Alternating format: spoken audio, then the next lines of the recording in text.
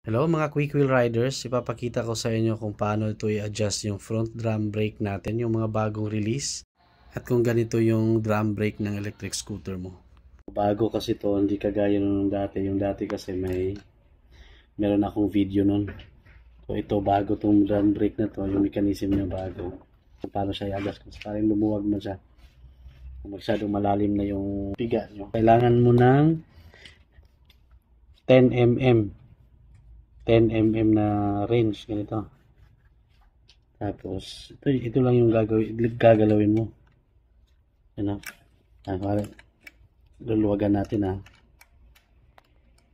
Pakita natin dito sa brake, dito sa asam. Kung pipihitin mo yung brake, di ba, medyo malalim na, sagad na siya.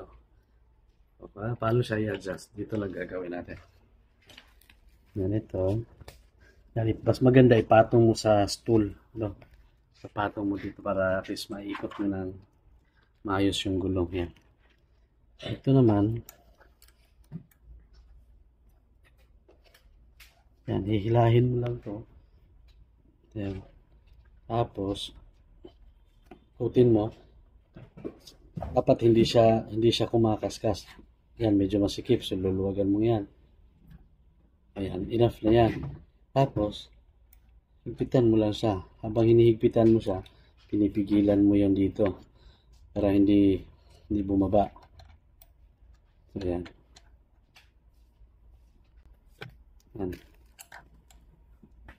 Ayan. Ayan. So again, luluwagan mo lang to. Higpitan mo yan. Hinigpitan natin. Tingnan mo. So ayan, okay na siya. Ganun lang yung pag-adjust ng brake. Wala ka na ibang gagalawin dito sa taas. Kung maluwag, higpitan mo lang, pero dito lang lagi. Okay?